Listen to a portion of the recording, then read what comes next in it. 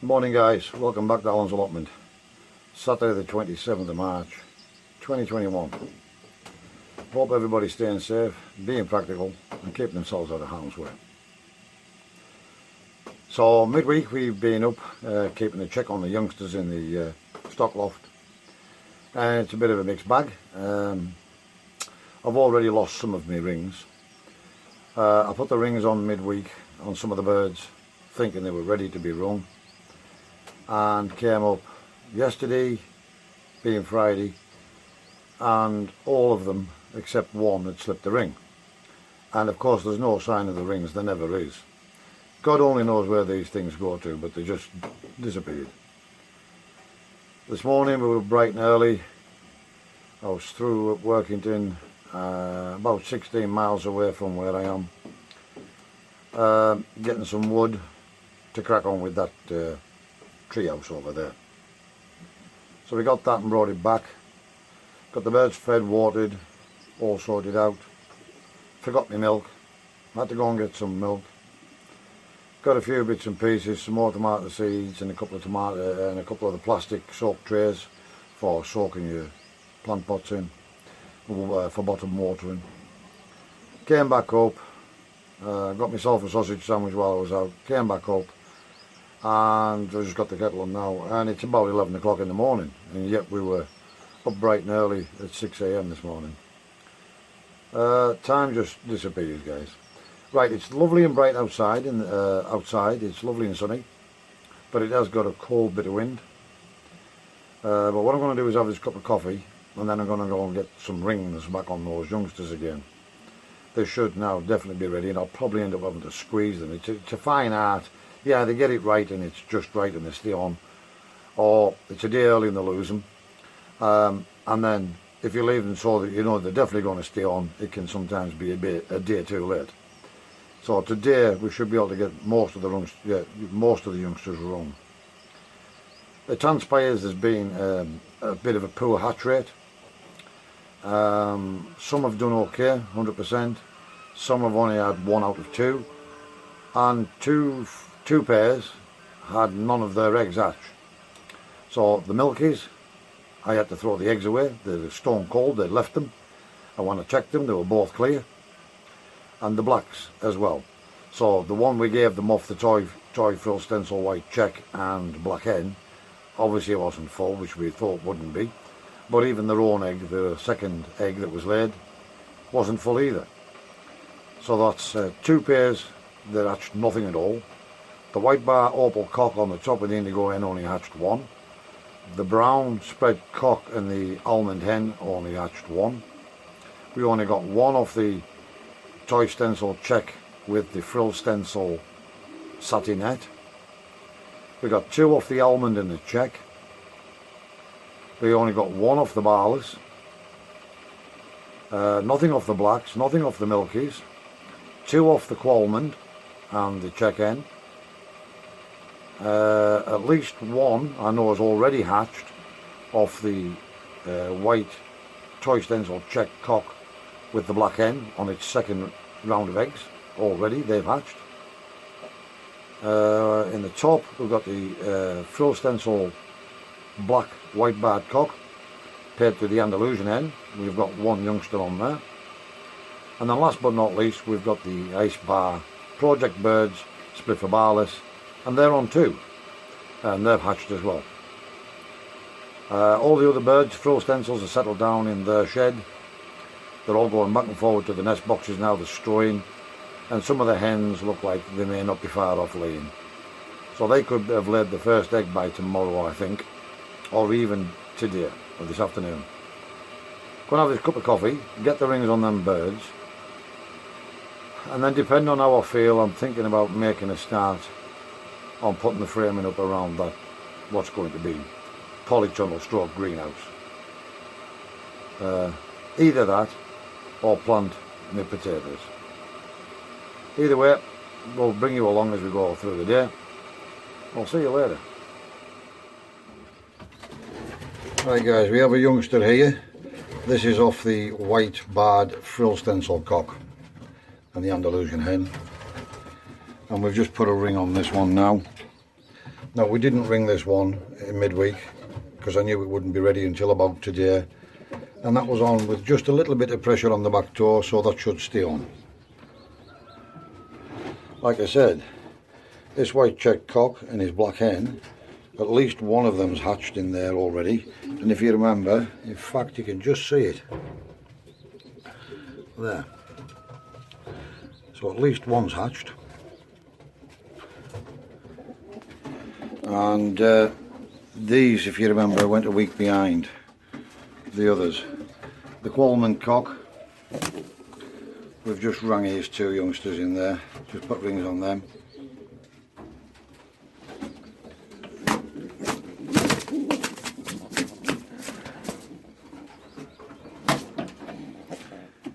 And as you can see, he's just made me bleed. He's quite an aggressive cock he is. But I do like, I would rather have that with pigeons, I really would, that they stand there and fight you. Now these are just the little ice birds, and these are a first time pairing. It's the first ever youngsters, and as you can see, he's letting me get to them, and he's sticking his ground, and I can just see there's two youngsters on there, so we're not going to bother him anymore.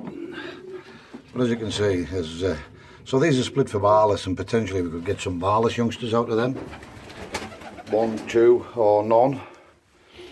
We'll just have to wait and see how it goes, guys. We have one off our brown hen, nothing off the blacks, and nothing off the milkies, unfortunately. Only one in here off the white bar cock, one in here. I forgot about this one. These have only got one as well. And as you can see, it's hatched. Bright pink beak, might be a recessive red, that one. They have bred recessive reds in the past. And then we have this one down here. They did only lay the one egg though, so we only expected one. And then we've got two off this young Allotment cock, first time ever, with his check hen, and he's only a young cock, and he's sitting his ground as well. Right guys, I'll crack on and get the rings on. Right guys, so hopefully these milkies, the next round both eggs will be full. Now, there's a good possibility the cock kept getting knocked off, and they just didn't mate in time. And likewise with the blacks.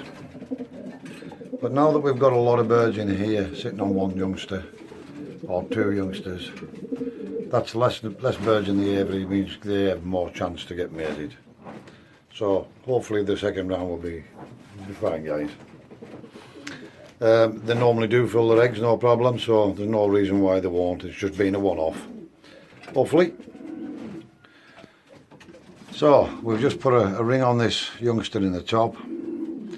These ones are too young. We've just rung these again. This time the rings should stay on. We've just rung the white barred opal cock youngster. And this time the ring should stay on. Oh no, that one is the only one that did stay on. It's still on. I've just redone the Allotment cock and check hen. He was fighting me back first time, nice to see. He stayed on, he stayed put, didn't move. This cock always jumps off his nest, and he has the one youngster, but it's too young to ring yet. Just re-rung the youngster under the brown spread cock and Allotment hen. We rang that midweek and it slipped its ring. There's absolutely no trace of these rings in here anyways, guys. And this one's still too small to ring. So we've still got this one to ring off the indigo, double factor indigo. We've still got this one to ring off the white checked cock and the frill stencil hen. Frill stencil satinette, brown hen. Here she comes. Just popping into the view now. It has got a long beak as well, the youngster, by the way. Long beak is dominant. We've re-rang the Qualmans, as I said. These two are still too young. And both of those off the ice birds. They've only hatched out yesterday. So we've still got those two ring as well, guys. Just keep an eye on them and make sure we don't forget. Right, we'll crack on. We'll see you later. Right guys, we're over in the growing area. As I say, it's a lovely sunny day, but it's got a really cold wind with it. So what we've done is we've simply used our bulb planter. This is all no dig, and we're simply 10 holes to a bed.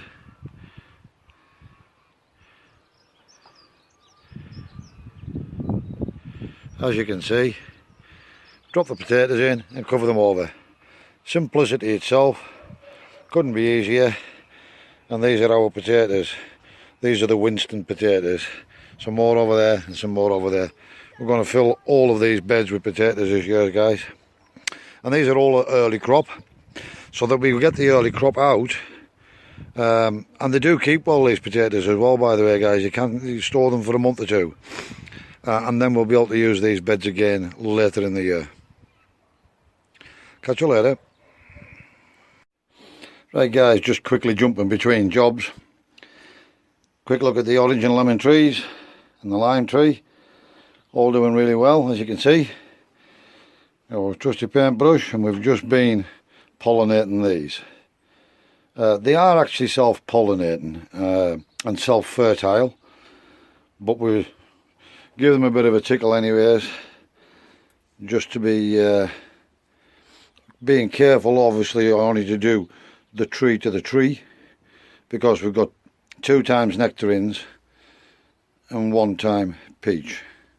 And I've just been round all of these and we've just tickled them with the paintbrush, and hopefully that will have pollinated them.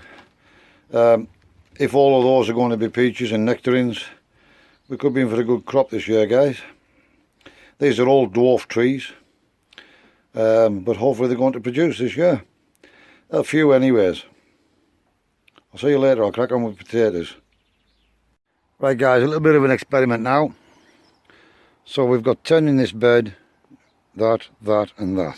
So we've got 40 potatoes planted out already. Absolute doddle this is.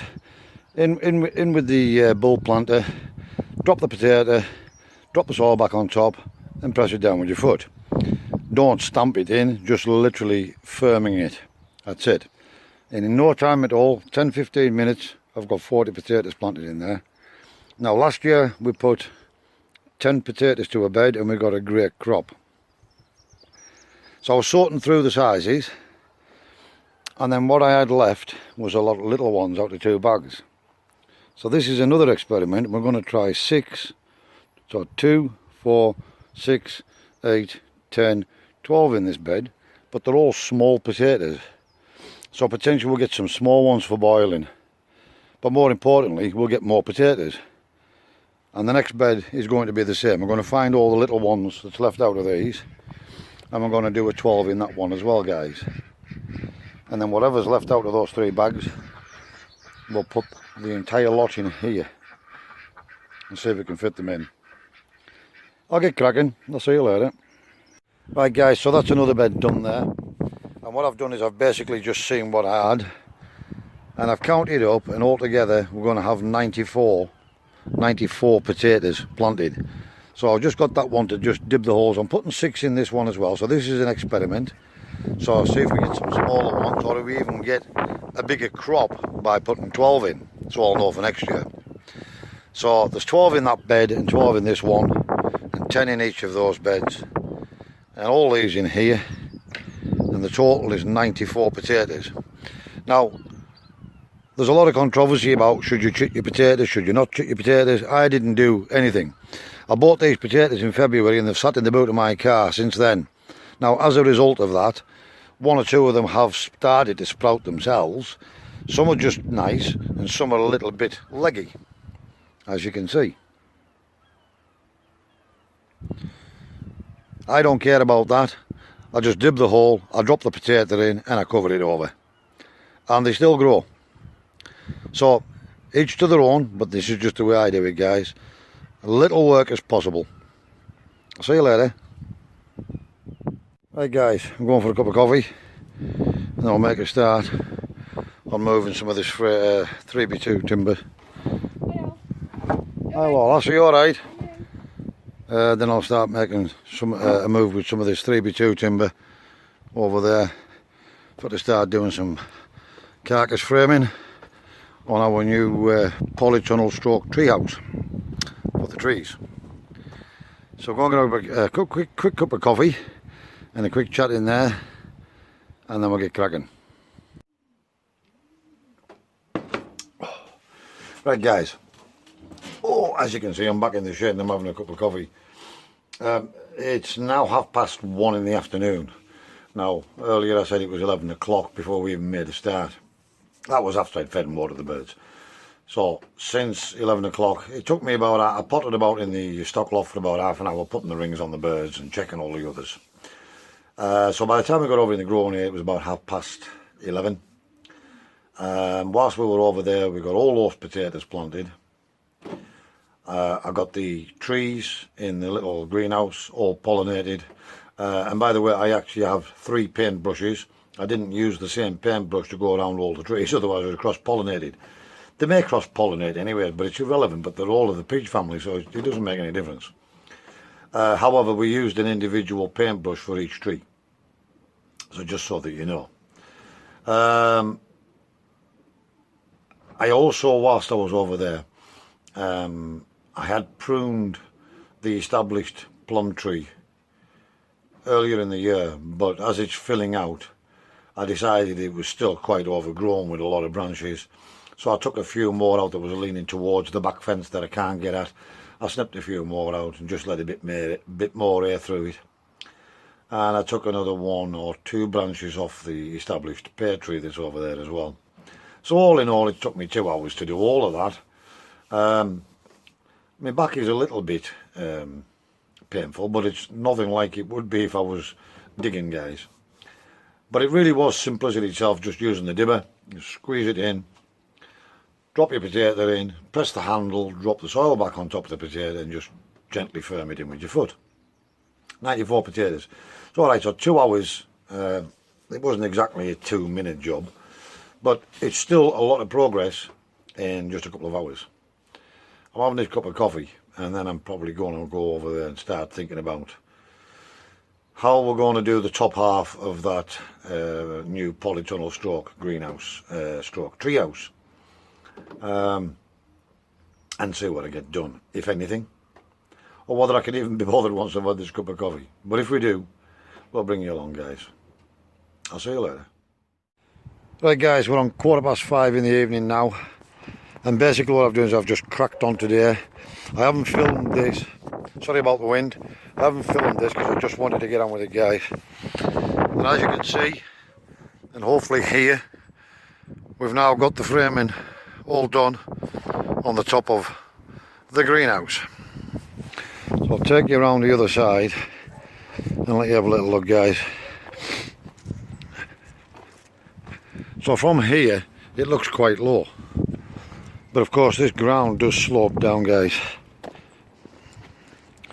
and I'm trying to shield you from the wind. As you can see, we've made it higher at the front, or this is going to be the front. We've made it higher here and it slopes down slightly to the back, which you can perhaps see there.